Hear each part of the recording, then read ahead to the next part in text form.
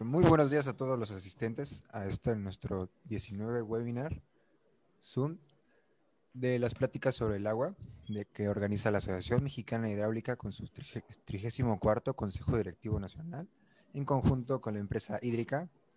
Nuestro invitado de hoy, el ingeniero Jaime Barba Sevillano, CEO global de Hídrica. Iniciaremos la sesión con las palabras de bienvenida del ingeniero Arturo Palma Carro, presidente del 34º Consejo Directivo Nacional. Le cedo la palabra, ingeniero. Muchísimas gracias, Roger. Muy buenos días a todos, socios y amigos de la Asociación Mexicana de Hidráulica.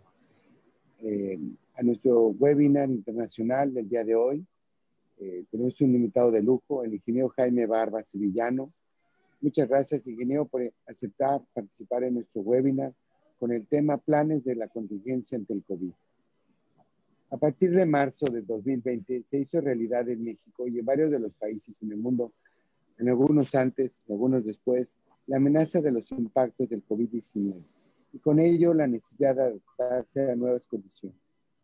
No se puede enfrentar ninguna emergencia sanitaria sin el agua y más el COVID se vio la necesidad de lavarse las manos, de estar en constante desinfección, ¿no?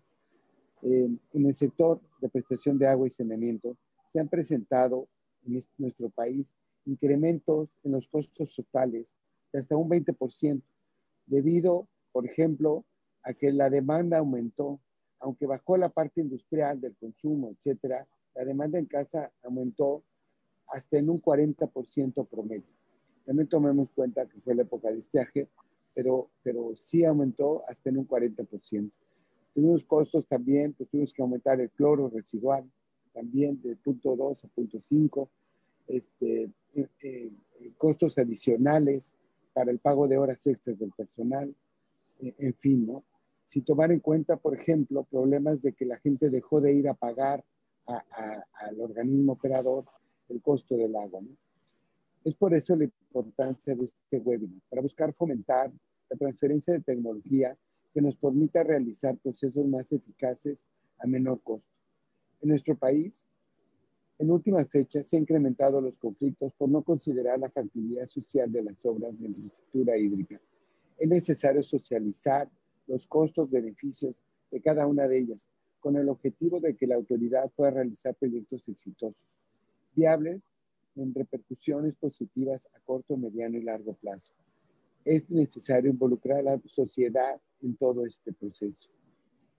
Y así, a esto le sumamos la reducción del presupuesto que hemos venido teniendo de 2016 a la fecha, que ya supera el 84% de la inversión federal en todo lo que es la infraestructura hidráulica en términos reales, y que para este 2021 representará solo el 16.6% de la inversión a través del PROAGUA, ese programa de subsidios nacional respecto al mismo año, ¿no? Sin duda, el poder conocer la experiencia de otros países nos dará un panorama general de la situación que podremos tener nuevos modelos de gestión de recursos con el uso de tecnologías. Estoy convencido de que la única manera de alcanzar la cobertura del agua potable y saneamiento para todos los mexicanos, sin duda, es a través de nuevas tecnologías. Pues sin más preámbulo, cedo la palabra a nuestro experto y especialista en todo este tema, al ingeniero Jaime Barba, para conocer todas las estrategias que se han utilizado en varios países a través de Hídrica, esta empresa tan exitosa que el ingeniero Barba dirige.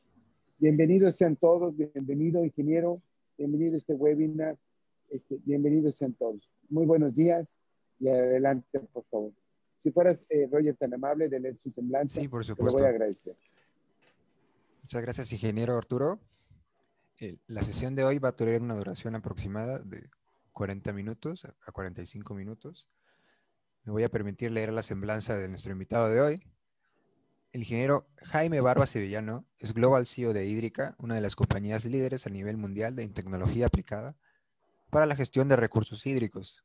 Es ingeniero superior de telecomunicaciones por la Politécnica de Valencia y cuenta con más de 20 años de experiencia en la industria del agua.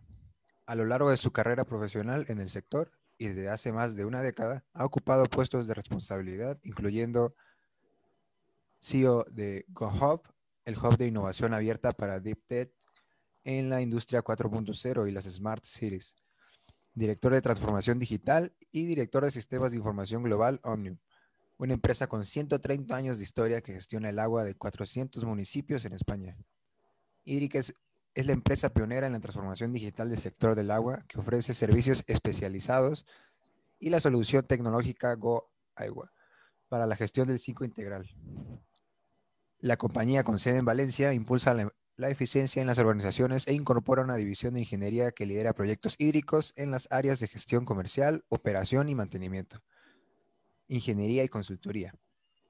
Hídrica es un socio tecnológico de referencia que opera a nivel mundial y cuenta con una plantilla de más de 180 profesionales.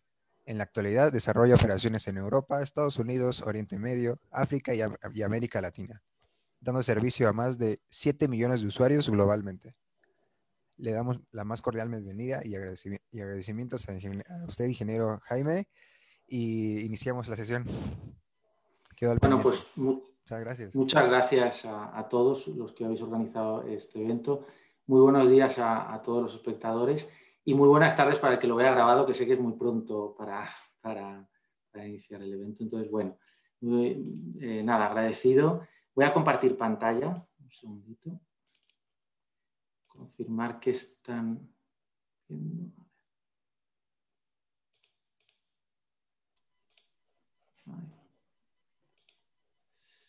Confirmar que están viendo las diapositivas. Vale, las tienen, ¿no? ¿Se ve bien? Sí, se ve correctamente. Gracias. Bueno, yo quisiera hay muy poco tiempo para todo lo que tengo que decir, así que a lo mejor voy a ir un poco rápido, ¿vale? Porque la verdad es que en el asunto de cómo la tecnología nos ha ayudado en una situación de emergencia, no solo en el caso del COVID, sino en cualquier situación de emergencia, y cómo nos ayuda a ser resilientes, bueno, pues hay mucho que hablar y hay muchos ejemplos que poner. Yo hoy lo quisiera hacer bastante práctico y poneros muchos ejemplos, y estoy totalmente abierto a discutir alguno en profundidad si tenéis interés. Bien, al final, si hay algo, si queda algo de tiempo para las preguntas, o bien, pues si contactáis conmigo, pues no hay, vamos, podemos comentarlo, ¿vale? Y antes de empezar con la tecnología, quiero empezar con la planificación de proyectos, quiero empezar explicando que la tecnología no es nada si no hay un cambio en el proceso y un conocimiento del proceso o del ciclo integral del agua o los diferentes procesos que hay dentro de las empresas que dan servicio al agua. Es algo que todos sabemos, pero a veces se nos olvida, ¿no? Entonces voy a empezar, en vez de hablando de tecnología, voy a empezar 2 minutos hablando de cómo procedimos en la utility. Hídrica es una compañía que nace de la transformación digital de Aguas de Valencia y de Global Omnium, como habéis explicado, pues cómo procedimos en la utility cuando surge el COVID. Entonces, quiero explicaros, ¿vale?, que lo primero que hicimos fue planificar y después planificar. Y me explico. Es decir, cuando nosotros, pues por supuesto nadie sabía que iba a venir una pandemia, pero conforme íbamos disponiendo de información, cada información la metíamos como un ingrediente a un paquete de planificación que nos permitía decidir qué íbamos a hacer en el futuro. Y cada información nueva entraba dentro de ese proceso de planificación. Entonces, os quiero contar el cómo fue, ¿no? Llega el COVID, como vemos en esta diapositiva, ¿y qué hacemos? Le presentamos a los trabajadores pues, el plan de protección que debían tener ellos, ¿no? Entonces, en ese plan de protección les explicábamos que nuestra misión en este momento era proteger a los trabajadores, proteger a los ciudadanos y prepararnos para garantizar la continuidad del servicio, ¿vale?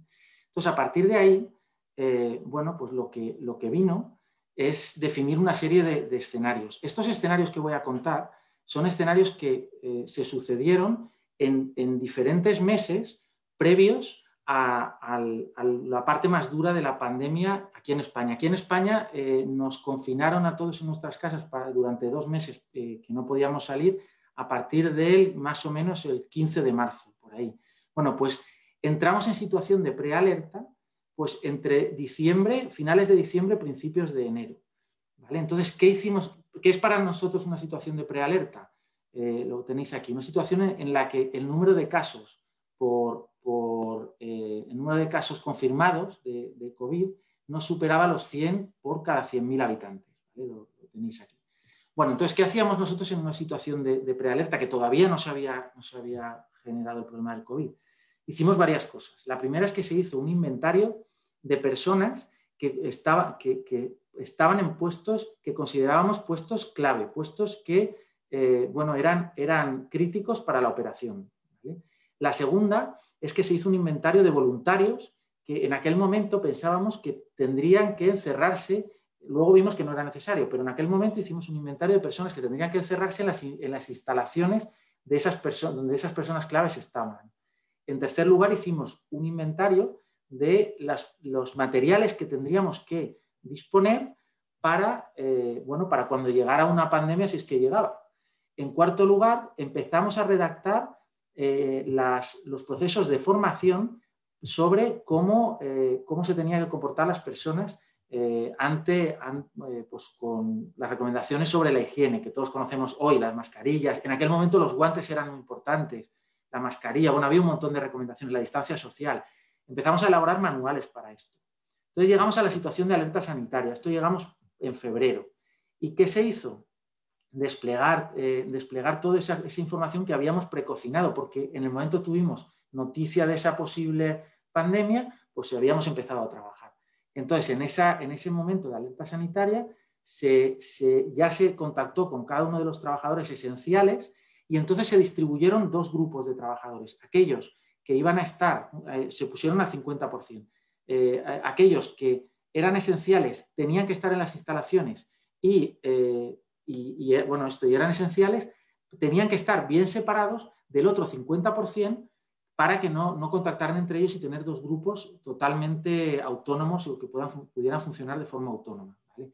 A todo aquel que se pudo se le envió a su casa y se inició un proceso de teletrabajo, que luego veremos, y ahí sí que hablaremos de tecnología, que con la tecnología ese proceso de teletrabajo ha sido muy sencillo para mucha más gente, mucha gente, ¿vale? En esta situación de alerta sanitaria empezamos a copiar los suministros que requeriríamos si es que venía la situación de pandemia.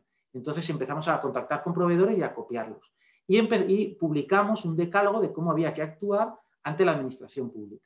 Entonces llegó la pandemia y cuando llegó la pandemia ya simplemente montamos un comité de crisis que se reunía todos los martes y que recogía información puntual de todos los enfermos que podían haber caído en la enfermedad dentro de la empresa, con un protocolo que teníamos para cada uno de esos enfermos escrito, ¿vale? O sea, para cada caso que ocurriera. Ese comité tomaba decisiones todas las semanas y seguía los datos todos los días, ¿vale? Y desplegamos todas las herramientas que teníamos disponibles, todo el teletrabajo. Este es el decálogo, este es un ejemplo, este es el decálogo que presentamos, esto que tenéis aquí. Y vamos, he presentado estas diapositivas para empezar porque lo que quiero explicar en la sesión es que la tecnología es fundamental, pero si no hay debajo una planificación y una gestión del proceso, no sirve. Sirve porque está ese proceso por debajo, ¿no? Entonces ahora ya voy a contar un poco cuál es esa tecnología de la que hablo y que nos ha ayudado tanto con casos de uso concretos en este tiempo. Hay tecnología asociada a las infraestructuras de captación, a las plantas potables, a las plantas depuradoras, tecnología asociada a los sistemas de captación, a los pozos, a los bombeos, depósitos. Hay tecnología asociada a los trabajadores, a los trabajos en campo, a gente que no ha tenido que ir a trabajar y que podía estar trabajando desde sus casas sin necesidad de asistir a un sitio para que les repartieran el trabajo, porque podíamos hacerlo en remoto. Tecnología asociada a las redes de abastecimiento y de saneamiento, que es quizás la más importante, y tecnología de gestión comercial, ¿vale? Es decir, del ciclo comercial, que es la que nos permite aproximarnos al ciudadano. Bien. Además, toda la tecnología, ¿vale?, es importante presentarla desde un punto de vista holístico, es decir, no puede ser que el hecho... Hay una cosa, nosotros procedemos de un mundo en el que tenemos mucho conocimiento de los sistemas de información y de la operación.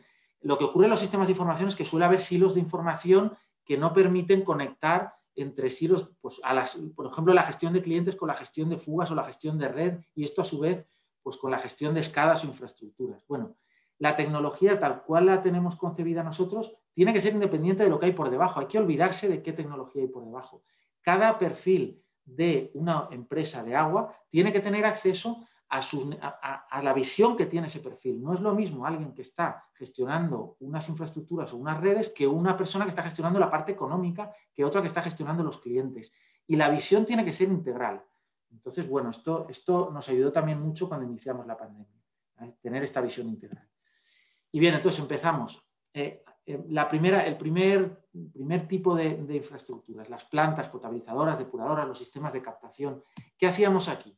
Bueno, montábamos sistemas que democratizaban el dato, esto lo llevamos haciendo muchos años, es decir, que aislaban pues la gestión, por ejemplo, de la tecnología de los SCADAs y el conocimiento que se tiene de esa tecnología en concreto de la gestión de la operación, de manera que cualquier persona en la compañía tenga acceso de forma autónoma y de forma sencilla a cualquier variable de un SCADA sin tener que pasar por los ingenieros especialistas que trabajan y tocan el SCADA.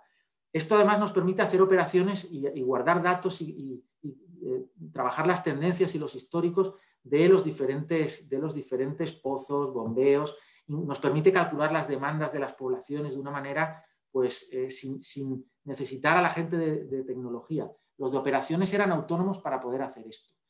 ¿En qué les sirvió en la pandemia? Pues, por ejemplo, el sistema, tenemos un sistema que, aquí tenéis algunas gráficas que representan el sistema, que lo que hace es que llena los depósitos hasta el nivel que es requerido, ajustándolo a la previsión de la demanda de las poblaciones. Y lo hace además en horarios más económicos, de coste menor, de consumo energético. Lo hace de forma inteligente y sin necesitar, esto lo hace corriendo un algoritmo, y sin necesitar la intervención humana para esto, ¿no? Este sistema nos ha costado 3 años tenerlo en zonas de operación, porque os podéis imaginar que la gente de operaciones tiene miedo a dejar sin servicio de agua y siempre quiere tener los depósitos llenos, ¿no? A una población, pese a que, por supuesto, a veces el problema es que hay discontinuidad del servicio, pero cuando hay continuidad, pues el miedo que tienen es a dejar sin servicio de la población, ¿no? Bueno, pues lo que ha ocurrido en pandemia es que ha cambiado la curva de demanda. En azul oscuro podéis ver la curva de demanda de una población, se llama Zaneta del Baida. En azul clarito podéis ver la curva de demanda cuando nos confinaron a todos. Ha cambiado. Bueno, pues el sistema ha seguido operando la energía eléctrica y ha cambiado las consignas de energía eléctrica para que esto se regule y para continuar ahorrando costes. Y no ha tenido dependencias de que las personas tengan el tiempo en un momento de pandemia de dedicarle a esto, con lo cual ha habido eficiencias energéticas incorporadas porque lo ha hecho el sistema de por sí. Esto no solo se ha hecho en el ámbito de agua potable, en el ámbito del agua residual, exactamente igual. Antes comentaba con el ingeniero Arturo que nosotros tenemos aquí un fenómeno meteorológico que se llama la DANA, que no son los huracanes, es mucho menor a los huracanes, no nos podemos comparar, pero es un fenómeno bastante destructivo. Bueno, pues el poder controlar en remoto todos los bombeos, los rebombeos de las aguas residuales nos ha permitido pues, tomar decisiones en base a la meteorología y activar o desactivar los bombeos pues, en estas situaciones. Esto nos ayuda a la resiliencia. No es el caso del COVID, pero sí es el caso de un huracán o una DANA, ¿vale? Por eso he querido poner también el ejemplo. Y además es algo que es relativamente, no es complejo de implantar, porque si ya se disponen de SCADAs, es meter una capa de inteligencia por encima de estos SCADAs, ¿no? Otro ejemplo. En confinamiento también, los operadores que nos operaban las plantas de agua potable, bueno, pues ¿qué hacían? Ellos tienen que garantizar la calidad del agua a la salida de la planta, pero no queríamos que estuvieran en la planta, físicamente en la planta. Bueno, pues en remoto ellos tenían acceso tienen un sistema que está corriendo un algoritmo que determina, para tener el mismo riesgo microbiológico en la salida de la planta, va haciendo análisis del agua entrante y determina en qué puntos de la planta deberíamos aportar más cloro para mantener constante ese riesgo microbiológico a la salida. Todo eso lo han hecho sin tener que estar presentes en la planta. Entonces adjudicaban más o menos cloro a los diferentes puntos según esta situación, ¿no? Bueno, cambio de sección y hablamos y voy rápido, insisto, porque quiero contaros muchas cosas. Hablamos de trabajos en campo, ¿no? En trabajos en campo, bueno, hace muchos años que nosotros estamos gestionando los trabajos en campo y aquí, ¿qué nos ha pasado en la pandemia? Clarísimo, no hemos necesitado que los operarios tengan contacto entre sí, el sistema les está adjudicando los trabajos. Aquí os pongo un ejemplo de problema en plena pandemia, ¿no? Que le sale un nivel de cloro alto a uno de los sensores que tenemos y el operario recibe una orden de trabajo. Esto que veis es un ejemplo de una orden de trabajo y bueno, va a revisar el analizador del cloro, ¿no? Además, esto le ha permitido a los gestores, no solo al operario, a los gestores, saber cómo está la situación sin tener que asistir a ningún sitio. Desde sus casas pueden ver dónde están todos los trabajos geolocalizados y pueden ver el detalle de estos trabajos. Y no solo el ejemplo que he puesto, sino que lo que tenemos son más de 110 tipos de órdenes de trabajo, de actuaciones diferentes, de mantenimiento de red, de cloro, de análisis de cloro que hemos visto, de calidad de agua, de saneamiento, de toma de muestras, bueno, en fin, múltiples de contadores, que nos permiten tener un mapa global en un área determinada de cómo está la situación, ¿no? Con perfiles distintos. Es decir, si yo soy alguien que tengo que verlo todo, lo veré todo, pero si soy alguien que solo tengo que ver las órdenes de vertidos, pues solo veré esas órdenes, ¿no? Bien, lo mismo, bueno, órdenes de calidad del agua, donde hemos continuado dándole información al ciudadano, porque este sistema permite ofrecerle transparencia al ciudadano de los niveles de calidad del agua en la red. Les presentábamos un mapa abierto, libre, este que estáis viendo es libre, en el que ellos veían el histórico de análisis de laboratorio en los puntos donde tomamos muestras de agua, cuándo los hemos tomado y cuál es el resultado y si tenemos incumplimientos, es decir, lo ven, ¿vale? Con lo cual estamos dando transparencia al ciudadano, ya no solo a la administración pública. Además, en plena pandemia, bueno, pues la optimización de las rutas de los trabajadores, que normalmente está en la mente de unos pocos, porque son los expertos en ejecutar la ruta, bueno, pues está en los sistemas y hemos podido jugar con el personal para poder dar el servicio correcto, ¿no? No tener dependencias de alguien que a lo mejor no tenga disponibilidad en pandemia por su riesgo. Bien, pasamos a las redes, ¿vale? Esto es un ámbito más complejo. Y voy a empezar por lo que se está llamando mucho el gemelo digital, ¿no? ¿Qué es lo que hacemos? Lo que hacemos es, tenemos un sistema que nos permite saber qué es lo que va a ocurrir en los próximos 15 minutos en toda la red de abastecimiento. Lo que estáis viendo ahora es una visualización tradicional, porque es la que les gusta al equipo de Telemando. Podemos hacerla más moderna, pero les gusta la tradicional, de operación de la red de agua en alta de la ciudad de Valencia, ¿no? Entonces, lo que ocurre aquí es que estamos presentando el dato de los diferentes puntos de presión o de caudal, pero también estamos presentando en tiempo real el dato de la previsión de la demanda en esos puntos, o sea, la previsión de los próximos 15 minutos de esos puntos, ¿vale? Y el sistema pues, se está poniendo en tiempo real en esa monitorización del futuro, ¿vale? Bien, ¿en qué nos ha ayudado esto? Bueno, además el sistema nos permite, no lo he dicho, nos permite elaborar escenarios nosotros le llamamos what if, ¿no? Es decir, ¿qué pasa si cierro una válvula? ¿Qué pasa si rompo una tubería? Y veremos que eso nos ha ayudado mucho en pandemia, porque en un entorno digital hemos visto qué es lo que puede pasar si cambiamos las consignas de actuación y luego cuando nos ha gustado cómo queda es cuando hemos operado de verdad, ¿vale? Cosas que nos han pasado. Mirad, el rojo es la curva de consumo en periodo previo a la pandemia. O sea, al confinamiento, no a la pandemia, al confinamiento. Y en azul tenéis la curva de consumo en confinamiento. Si os fijáis, lo que ha pasado es que se ha desplazado una hora, hemos dormido más en confinamiento y lo que ha ocurrido también es que por las tardes hemos consumido menos, ¿vale? Ese es un poco pasan más cosas, pero este es el resumen. Bien, ¿qué es lo que se probó dentro del gemelo digital? Bueno, se probaron consignas de ese retraso de la hora del caudal. Se probaron además consignas de, aquí lo que estáis viendo son curvas de presión, antes era de caudal, aquí lo que estáis viendo es la curva de presión. ¿Qué se probó? Bajar los niveles de presión por la tarde. No, ese pico, ese incremento de la presión que le metemos por la mañana, que lo tenéis en rojo, por la tarde, perdón, que lo tenéis en rojo, no meterlo, ¿no? Entonces, al final se consigue con el gemelo digital, luego veréis cómo, luego os enseñaré cómo, mantener la presión constante en la red. No lo he explicado, disculpad, pero en Valencia, que es el caso que estoy poniendo, se regula por gravedad. Es decir, tenemos el río más arriba de la ciudad y toda la regulación es a través de válvulas de presión que liberan en la ciudad el servicio. Gracias a, bueno, porque tenemos la suerte de tener la infraestructura con un servicio continuado, lo que ocurre es que tenemos la obligación de mantener la presión constante en el servicio en las acometidas a los clientes. Entonces, bueno, ese mantenimiento de la presión constante lo hemos hecho, como veis, en la roja y en la azul, en pleno confinamiento, ¿no? Otro ejemplo que me gustaría poner, y que luego ya digo que explico cómo. Nos hemos puesto a simular, porque nos ha interesado, no ha ocurrido, pero nos hemos puesto a simular. Nosotros tenemos dos grandes fuentes de origen del agua en la ciudad, que son dos plantas diferentes. ¿Qué ocurre si una bueno, pues baja sus niveles de servicio y tenemos que operar solo con una de las fuentes, con un solo origen? Bueno, pues lo que hacemos es ver qué consignas tendríamos que ejecutar para asumir ese incremento de caudal. Aquí tenéis en rojo operar de forma normal y en azul operar con una sola fuente, con la fuente que está operando en rojo de forma normal. Y en rojo discontinuo y en azul discontinuo lo que tenéis es cómo cambiaría pues, las consignas para que esto ocurriera en los caudales.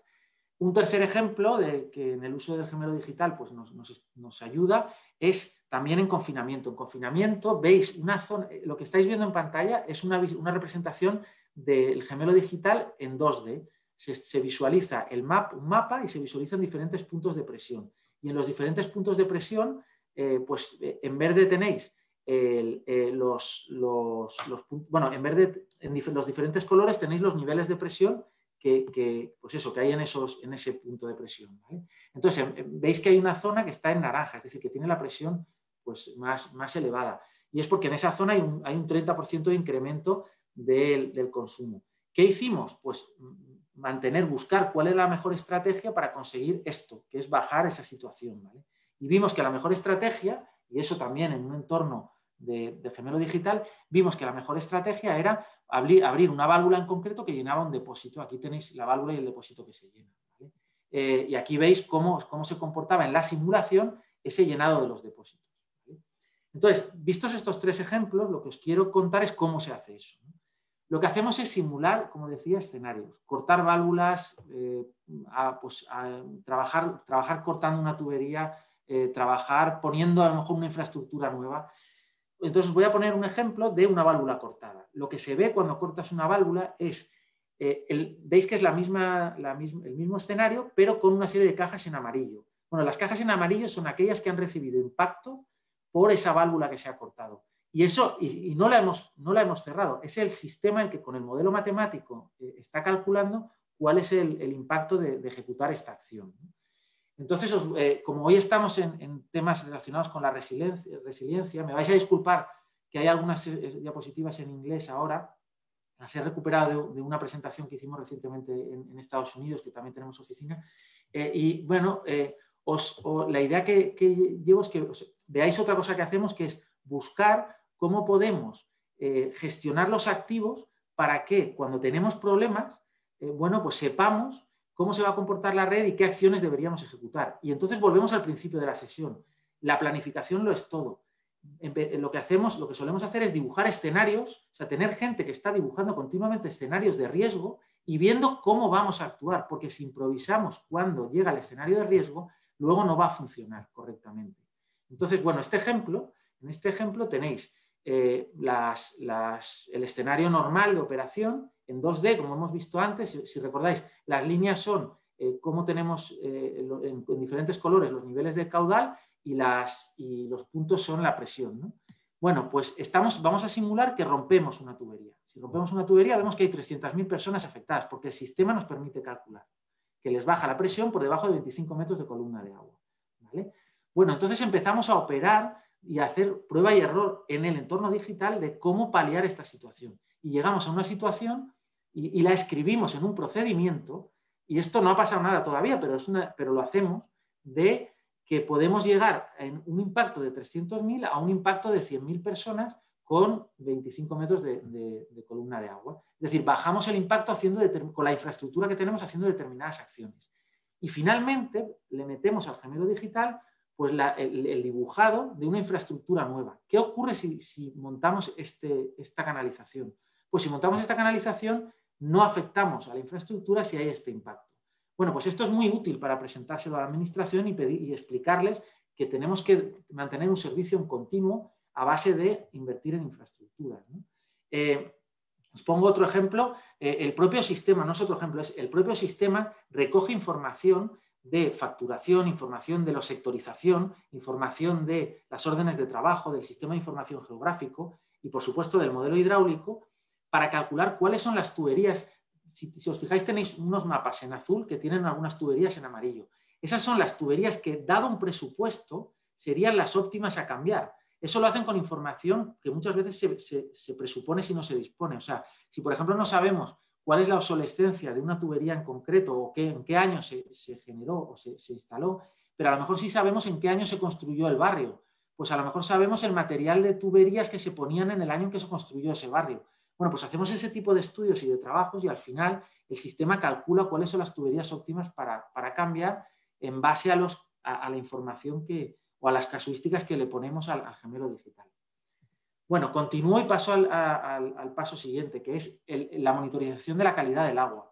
Otra cosa que nos ha ocurrido en pandemia es que hemos sido capaces de ver pues, si hay que reclorar un punto que es crítico, ¿vale? O, por ejemplo, esto no es en pandemia, esto es, volvemos a lo mismo, para tener resiliencia, podemos vigilar si hay, o no digo un envenenamiento, ¿no? Pero si hay algún problema grave de calidad de agua en una zona concreta, ¿no? Entonces, bueno, con sondas multiparamétricas, esto tiene, pues las sondas tienen aquí bastante coste, pues el sistema nos está permitiendo calcular y regular esto. Bien, y una pregunta que todos nos hacemos y que seguro que los que estáis al otro lado os estáis haciendo. Claro, si tenemos todo tan controlado desde las casas y con tanta dependencia de la tecnología, ¿qué pasa con la seguridad, ¿no? ¿Qué pasa con la ciberseguridad? Bueno, pues aquí, como la visión que nosotros tenemos es, no es una opción cambiarse a un modelo de tecnología para gestión del agua. El COVID nos lo ha enseñado y prácticamente ahora todo el mundo tiene muy claro que tiene que cambiar ese modelo. Pues la seguridad es exactamente igual que la seguridad física. La seguridad lógica es exactamente igual que la seguridad física. Nosotros en nuestras casas nos ponemos una puerta, le ponemos una cerradura, ponemos rejas, ponemos un vigilante, personas en fin, vamos poniendo niveles de seguridad bajo un procedimiento y bajo una planificación. Bueno, pues la ciberseguridad es exactamente igual. Nunca vamos a estar libres de esos ataques, pero la realidad es que son defendibles con unos procedimientos regulares de seguridad y con conocimiento y experiencia para ello.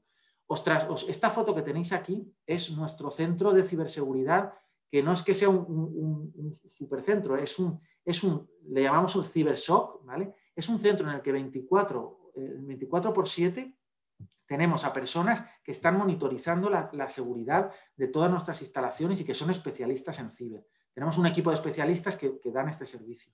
Entonces, si os fijáis, por ejemplo, estas personas, aquí a la izquierda de la imagen tenéis un PLC. Ese PLC está simulando una depuradora. Y lo que hacemos es que levantamos esa depuradora para el ataque en abierto de los hackers.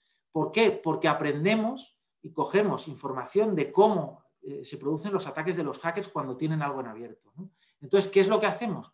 Correlamos el modelo de ataque del hacker con la información que tienen las sondas y los sensores que tenemos repartidos por la red. Y cuando olemos o vemos que puede haber un posible ataque, activamos todos los procedimientos que tenemos para ello. Por supuesto que esto no es infalible, porque nada es infalible en seguridad, pero es algo a lo que vamos abocados y que va a ser simplemente pues una cultura que va a haber que implantar. Más cosas. Con respecto al entorno a la gestión de las fugas.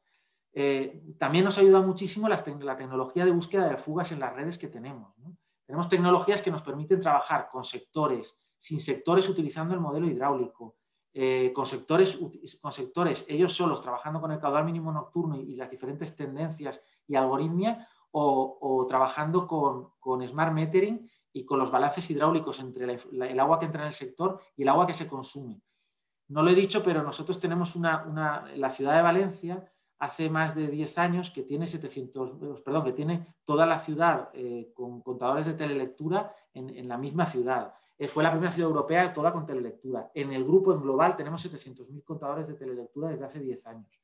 De telelectura en red fija. Eso nos ha permitido saber extraerle mucho jugo a la información del smart metering.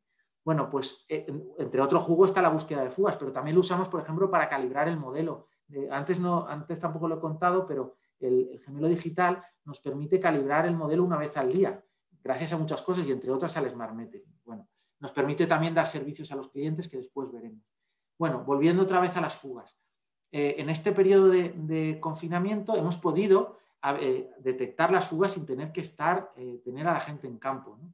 Entonces, los sistemas han detectado las fugas, han priorizado los trabajos y le han trasladado al operario dónde tenía que ir a buscar la fuga y con qué prioridad, ¿no? Y hemos ido solo a hacer labores correctivas. Las labores preventivas en confinamiento no se han ejecutado, ¿no? Aquí tenéis un ejemplo, pues, de fuga en la red. Además, gracias al Smart Metering hemos encontrado fugas interiores. Y, por ejemplo, en pleno confinamiento hemos avisado de fugas, en este caso, en un colegio. Veis que los colegios fueron cerrados, pero igualmente tenía una fuga dentro de la vivienda. Gracias al Smart Metering hemos podido avisarlo. Y ha sido detectada desde los sistemas de gestión integral, no solo desde el propio información del Smart Metering, por la visión holística que decíamos antes. Además, hemos detectado en nuestro confinamiento, nos pararon las actividades industriales y además obligaron a todo el mundo a quedarse en las viviendas en las que residían. Entonces sucedió un fenómeno, no nos podíamos desplazar y sucedió un fenómeno que es que muchas personas se desplazaron desde su vivienda habitual hasta su segunda residencia, si es que la tenían pues en la playa o en otros sitios, porque era era para ellos más agradable para pasar el confinamiento. Y eso estaba prohibido. Entonces informamos a la administración de que eso estaba ocurriendo y la administración, aquí tenéis una noticia en la que la administración, gracias a nuestra tecnología, pues detecta 100 casos en una ciudad que se llama Sagunto y notifica a estas personas y sanciona por haber ejecutado esto.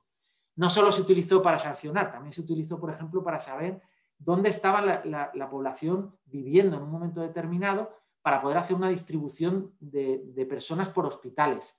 De manera que para mitigar el colapso de los hospitales, que se produjo igualmente, pero para rebajar la presión sobre ellos, se sabía dónde estaban las personas en sus casas y se le informaba a la administración.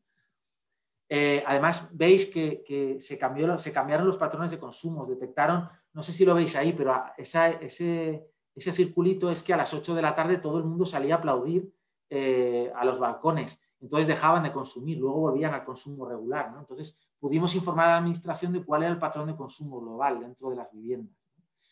Bueno, más temas. Ahora en el ámbito de las redes de agua residual, ¿vale? En el agua residual, nosotros hace casi 3 años iniciamos un proceso de búsqueda de virus dentro de las alcantarillas, ¿vale? Lo que buscábamos en aquel momento era hepatitis. Ese proyecto nos llevó a tener una serie de cabinas de reducción de la muestra que va por el agua residual y de detección pues con diferentes procesos de los virus que había dentro de la muestra, ¿no?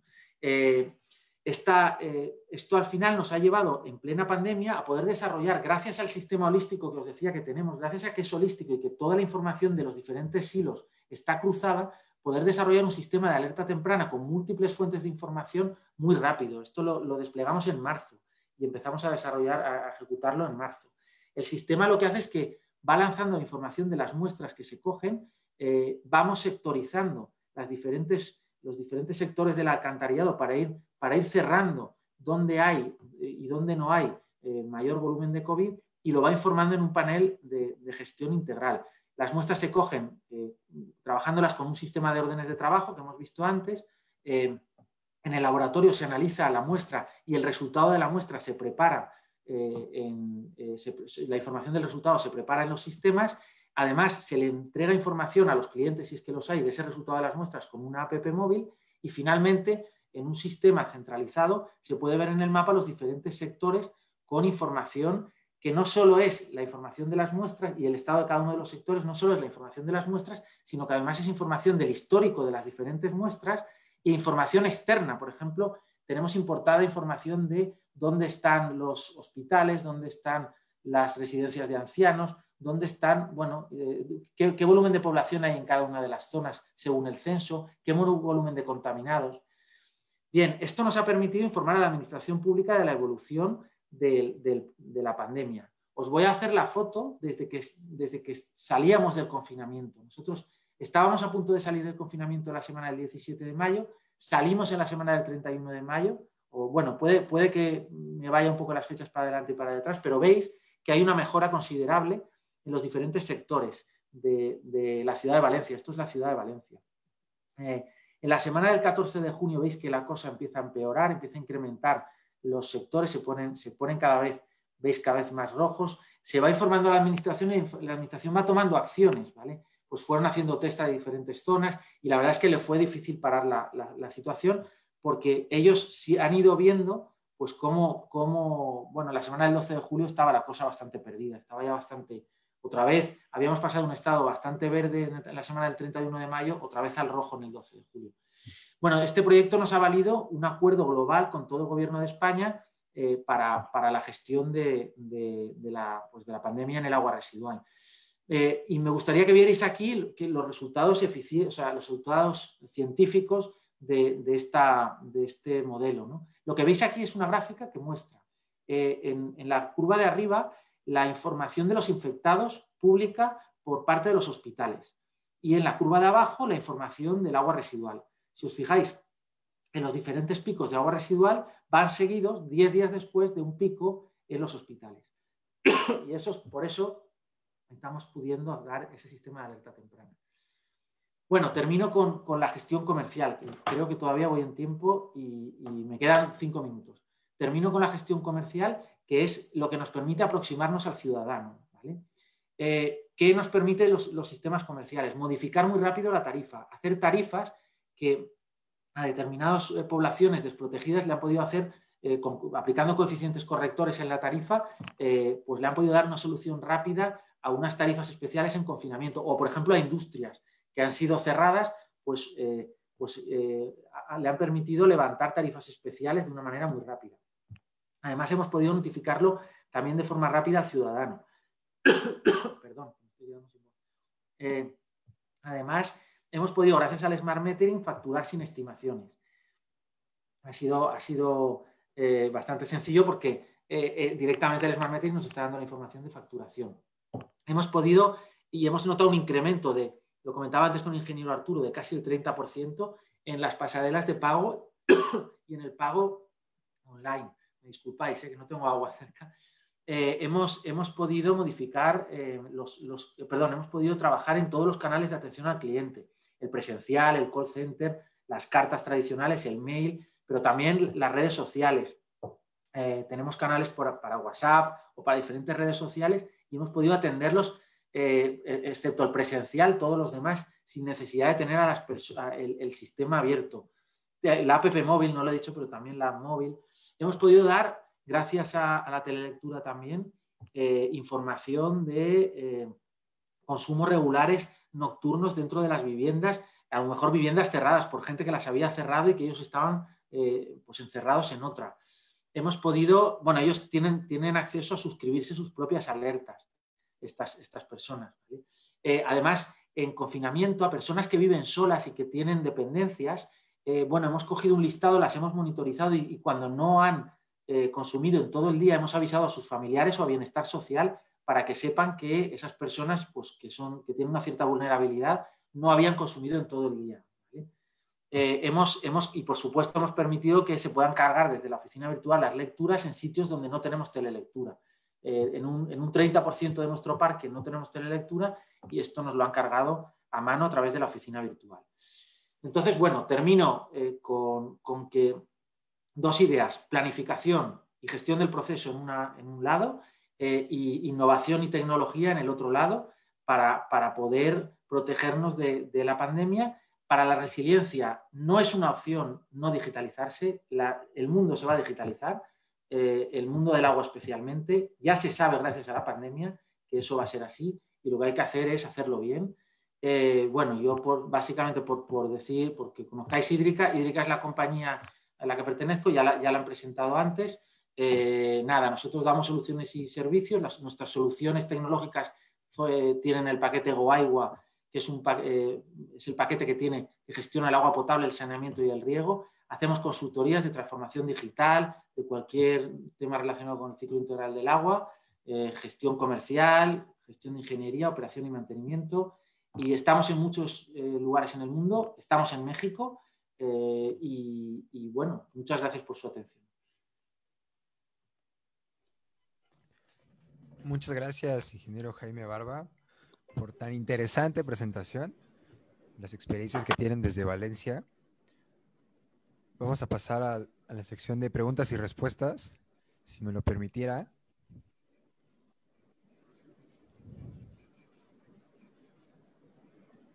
La primera de ellas, Juan Ayala Rivero.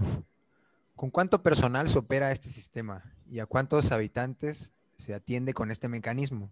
¿Podría darnos un ejemplo de qué ciudades atienden hoy?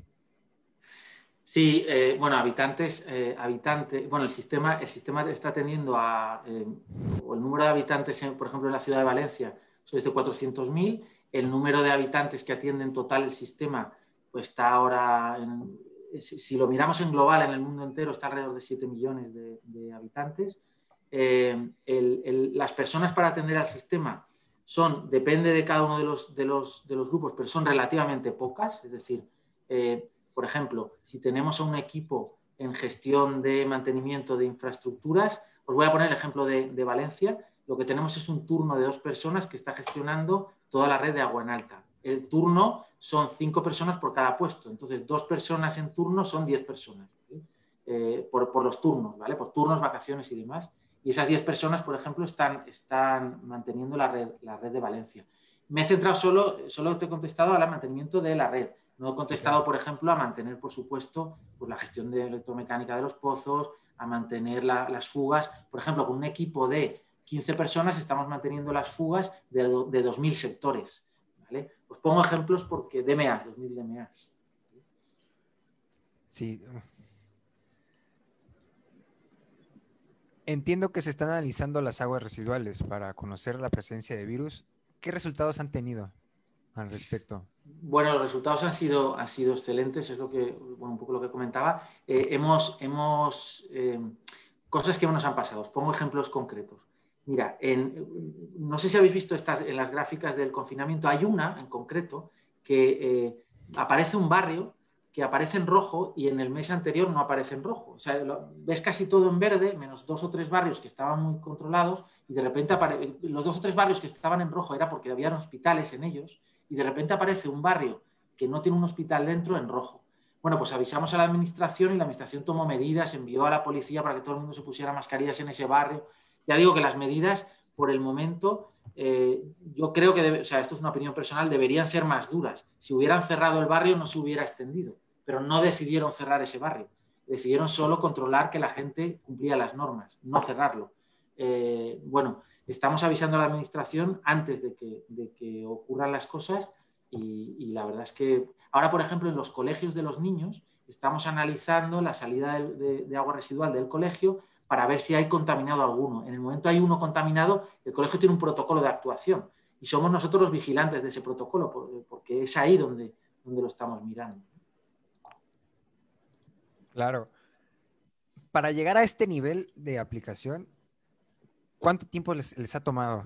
Bueno, es una grandísima pregunta, porque mira, nosotros hicimos nuestra transformación digital hace 10 años, cuando la verdad es que no era algo que estuviera muy de moda. 12 años ya, siempre digo 10, pero es que han pasado 2 desde que lo digo. Entonces, sí. Bueno, no estaba de moda, ¿no? Estuvimos entre 5 y 7 años cambiando procesos y gestionando los sistemas. Y después nos dimos cuenta de que el mercado no lo había hecho todavía y decidimos nosotros montar un producto para hacerlo para terceros. Entonces, hace 6 o 7 años que decidimos montar el producto y hace 4 años que lo estamos operando para terceros y estamos en los lugares del mundo que os he presentado, ¿no? Entonces, todo este proceso en una compañía no es un proceso, es un proceso pues, que lleva su tiempo. Transformar una parte de la compañía en medio año se puede hacer. De hecho, iniciar las dinámicas de transformación de las mentes en una compañía entre medio año y un año se puede empezar, pero es un proceso largo de 5 años, a veces de 10. Es muy importante que la compañía tiene que querer hacerlo, Es decir, si no es, tiene que haber por lo menos una serie de evangelizadores, que decimos nosotros, dentro, que tienen que, sí, que tienen que querer hacer la transformación digital. Porque siempre va a haber unas actitudes que nosotros llamamos Gollum, que eso, perdonad la expresión, es el anillo, es decir, yo me quedo la información, no la voy a sacar y por favor que esto no ocurra, ¿no?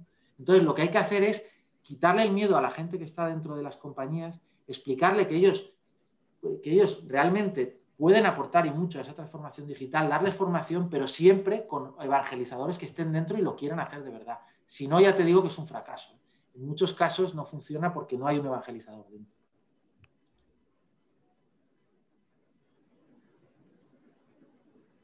Vaya, entonces, para la siguiente pregunta, entonces sería, ¿cuáles serían las condiciones mínimas de un organismo operador para empezar a implementar el sistema? Porque Pues esos 7 mira, años que dices tú, ¿a partir de qué momento fue? no, las mínimas, mira, por ejemplo, os voy a poner ejemplos. Por ejemplo, si tú tienes un problema que es que tienes 2 o 3 escadas, que no controlas la información de los escadas y la tienes residente solo en 2 o 3 personas, bueno, eso en 6 meses se puede empezar a integrar y a resolver. Pero si además tienes un problema en tu sistema de gestión de clientes, donde tienes la información pues agrupada o acumulada dentro del sistema, bueno, pues ahí tienes que entrar en un proyecto de un año para poder resolver. Si lo que tienes es un problema en tu entorno de fugas, porque tu información de gestión de fugas o no la tienes o no está integrada con los órdenes de trabajo o no tienes las buenas prácticas para gestionarlo, pues ahí tienes un proyecto de 6 meses. Si eso lo haces con una visión holística, en trozos, puedes ir liberando cada 6 meses soluciones, pero hay que tener muy, muy clara la visión de cuál es la solución que es más importante para una compañía y que es diferente para unas para otras. Es decir, si tú no tienes bien resuelto el sistema de facturación o no tienes bien resuelto el sistema de monitorización de la red con los SCADAs, probablemente después, a partir de ahí, no vas a poder hacer nada. Si no tienes bien resuelto el sistema de fugas, tampoco. Esos 3 ejes los tienes que tener bien resueltos y a partir de ahí puedes empezar a construir, ¿vale? Y esas 3 cosas se resuelven en un tiempo razonable. Y bueno, con proyectos, por supuesto, siempre hay que empezar con proyectos de 6 meses, nunca más, ¿no? Pero con esa visión. La visión es lo más importante en esos proyectos. Entonces, vaya, habría que empezar esa transición ya con los organismos operadores desde la parte comercial y operativa prácticamente al mismo tiempo. O de la claro, comercial y operativa, efectivamente. Sí, en efecto. Por aquí nos preguntan también a respecto de su sistema. ¿Han previsto los ataques terroristas vía químicos en el agua? Mira, hoy no lo he puesto, pero me gusta poner un ejemplo que igual esta pregunta viene relacionada con ese ejemplo, que es bastante conocido, que es de un sistema de operación en Londres. Bueno, no es en Londres, es cerca de Londres, es una población cercana a Londres, donde bueno, no se sabe aún qué terrorismo, vamos, qué organización terrorista, pero tomaron el control y trataron de meter unos niveles de cloro en el agua muy, muy, muy superior a los que, vamos, que envenenaban el agua, ¿no? Consiguieron tomar el control y se consiguió parar porque prácticamente casi por casualidad, ¿no? Porque casi que tumbaron todos los sistemas a última hora, ¿no? Entonces, ¿qué es lo que hay que hacer en los temas relacionados con calidad del agua? En los temas relacionados con calidad del agua, para nosotros hay que tener una doble validación. Es decir, por una parte está la recomendación del sistema, ¿vale? Pero el empuje, la apertura o cierre del cloro a los sistemas, de hecho antes os he pintado el sistema que recomienda al operador si hay que añadir más cloro o no. Bueno, ese añadido o no añadido del cloro es un botón al que solo tiene acceso las personas que están operando y que le dan con unas condiciones que están preestablecidas.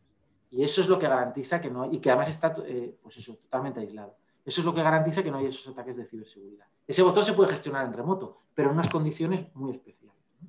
Entonces, nosotros esa casuística la conocemos y la tenemos bien protegida. La pregunta del millón. ¿Qué costo tiene el sistema para su aplicación? Sí, esta es la pregunta de siempre. Bueno, pues voy a darte la respuesta de siempre, depende. No, bueno, al final, pues volvemos a lo de siempre, es decir, depende mucho. Se puede empezar pues se puede empezar desde muy poco y, por supuesto, llegar hasta un proyecto muy grande, ¿no? Ese muy poco supone el tipo de proyectos que os he dicho antes. Tengo escadas, quiero representarlos. Tengo sistemas de monitorización de las fugas, pero no estoy consiguiendo mi objetivo y quiero tener sistemas que me ayuden a conseguir ese objetivo. Tengo sistemas de gestión de clientes y necesito que me den apoyo, por ejemplo, a la interacción con el cliente. Bueno, según cada una de esas casuísticas, pues la verdad es que el análisis es diferente y el costo es diferente. Yo ahí os llamaría a quien tenga interés a que se ponga en contacto con nosotros. Siento no haber contestado directamente. Sí, no te preocupes. Sí, nos preguntan por aquí, ¿cuáles son los costos de los servicios de agua potable y de saneamiento que tienen por allá? Y sobre los costos de operación, ¿cuánto se incrementa? Un euro el metro cúbico. Un euro el metro cúbico de agua potable y algo menos del agua residual, de agua de saneamiento. 1 euro por metro cúbico. Sí, estos serán... creo que son, es que puede que me equivoque, creo que son 7, no te lo voy a decir porque seguro que me equivoco. Buscad el cambio porque seguro que me equivoco y no lo acierto 100%. La pregunta, por ahí comentabas, ¿cuánto porcentaje de morosidad tienen allá en Valencia? Bien, aquí, mira, esto lo estaba hablando con el ingeniero Arturo Parra. A ver, nosotros tenemos la suerte, ¿vale?, de que es solo un 5%, ¿vale? Y os digo por qué. Nosotros tenemos la suerte, yo fui director de clientes durante 4 años aquí en el grupo. Tenemos la suerte de que hace 20 o 15 o 20 años, 15 años por ahí, no, más, porque 20 estaba yo ya en la empresa, hace 30 años por lo menos. La empresa, yo no estaba en la empresa decide en un momento determinado obligar a una fórmula que hay aquí en España que se llama la domiciliación bancaria, que es que todo aquel que quiera agua tiene que dar la cuenta bancaria y nosotros cogemos directamente el dinero de la cuenta, ¿vale? Entonces, esa fórmula era obligatoria, es decir, no te daban el agua si no cumplías esa fórmula. Eso ahora no es así, por supuesto que no se hace así y se da servicio de otra forma, pero en la cultura de todos los que pagan el agua aquí hay que tienen que trabajar con la domiciliación bancaria. Entonces nosotros tenemos un 95% de domiciliación bancaria y un 5% de no domiciliación. Y de ese 5%, no te he contestado mal antes, y de ese 5%, pues la morosidad está solo en un 15% o por ahí de ese 5%. ¿Sabes? Es decir, en global un 2% más o menos, por ahí anda.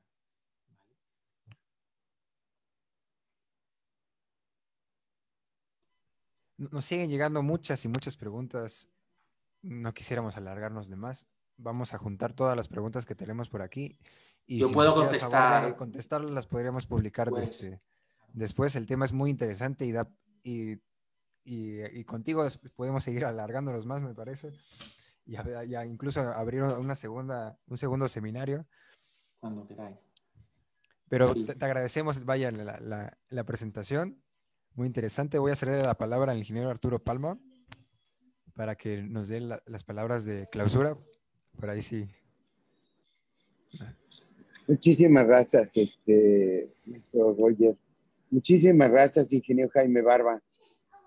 La verdad, por tan valiosa ponencia, con mucha información tan oportuna, tan valiosa.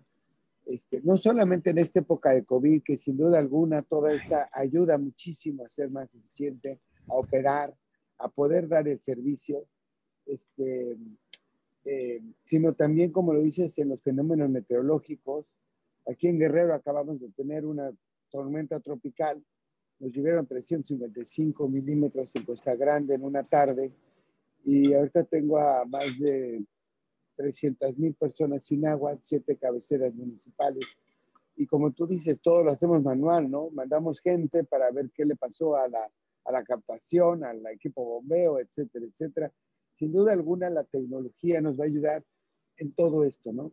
A ser más eficientes. En México debemos ir avanzando con este tema de subir eficiencias. Afortunadamente aquí la CONAGUA, que es nuestra normativa nacional, la que nos aporta recurso federal, está orientando todos estos subsidios que nos apoya a los estados, siempre y cuando subamos eficiencias, tanto física como comercial, ¿no? El poder tener un sistema comercial vinculado a la operación, con telemetría, con automatización, etcétera, es fundamental para poder lograr ese objetivo. El implementar nuevas maneras de interacción con los usuarios es esencial, sobre todo en esta contingencia, ¿no? Hablabas ahorita del grado de cobranza, usted que tiene de la eficiencia en su comercialización, para nosotros es soñado, ¿no? O sea, sí tenemos 2, 3 organismos a nivel nacional que bien lo tienen, pero aún así el porcentaje que tienen de pagos en línea anda muy por debajo, ¿no? Con lo cual hace más fácil, la gente puede pagar directo de su cuenta. Y ahorita mucha gente, no obstante que se quedó sin trabajo y no podrá pagar menos, pues tiene el primer problema de que no quiere pagar al organismo operador, ¿no? Entonces, y también la gente que quiere cobrar, pues tiene todo el miedo de recibir a la gente para el cobro, entonces se vuelve algo muy complejo, ¿no? Como bien dices, todos los temas se están metiendo de Big Data para poder ver el tema de aguas residuales, como lo hemos venido viendo pues, en casi todo el mundo, poder anunciar a la población, al gobierno 10 días antes de que se presente el pico, es fundamental. Que ahorita estés entrando a escuelas es un siguiente paso ya para nosotros, muy loable, muy provechoso, porque además los jóvenes luego son portadores sin síntomas, ¿no? Asintomáticos, afortunadamente la mayoría, entonces, qué mejor, ¿no? La verdad es que sin duda alguna en México, en el mundo, nos tenemos que apostar a todo este tema de la sistematización. Eh, eh, También involucrar a la sociedad en todo este tema, ¿no? Eh, Hay muchos, reportan fugas ahora, la población desde el celular toma la foto y, y lo manda al organismo, ya el organismo tiene una aplicación y le pones foto, ubicación, etcétera, y entonces alcanzas estándares para reparar fugas físicas en muy corto plazo, ¿no? La verdad es de que nos encantaría extenderte y comprometerte, si me lo permites, a hacerte una invitación para nuestro próximo Congreso Nacional de la Asociación Mexicana de Hidráulica, que se desarrollará en abril del 2021. Esperemos que las condiciones también nos lo permitan. Sabemos que podríamos tener problemas, pero estamos muy confiados en que lo podamos lograr. Este congreso además es latinoamericano. Tenemos el 29 Congreso Latinoamericano de Hidráulica y se junta con nuestro 26 Congreso Nacional de Hidráulica de la Asociación Mexicana de Hidráulica, ¿no? Pues muchísimas gracias, ingeniero Jaime, por tu tiempo, tu valiosa participación. Y también quiero extender este agradecimiento a nuestra querida amiga, la doctora Judith Domínguez, amiga de Conagua, por el acercamiento contigo. Y no me resta más que agradecer a todos los que estuvieron presentes. Y como bien dices tú, me gustó tu frase, también a todos los que posteriormente vean esta ponencia. Sí, sé que fue complicado, las 8 o 9 es el tiempo que la mayoría de nosotros vamos al trabajo, pero no tengo ninguna duda de que como todos los demás, se verá una y otra vez a través de redes. Pues muchísimas gracias, ingeniero Jaime, y excelente jueves para todos ustedes. Muy buenos días. Muchísimas gracias a todos ustedes. Muchas gracias a ingeniero Arturo y Judith y espero verles en Acapulco en persona del 12 al 16 de abril, a ver si es posible. Muchísimas gracias. Primero Dios. Gracias, muy buenos días a todos. Buenos días. Muchísimas gracias. Este seminario web ha terminado. Le agradecemos mucho a los asistentes. Ingeniero Jaime, muchas gracias. Tenga muy buenos días. Hasta luego.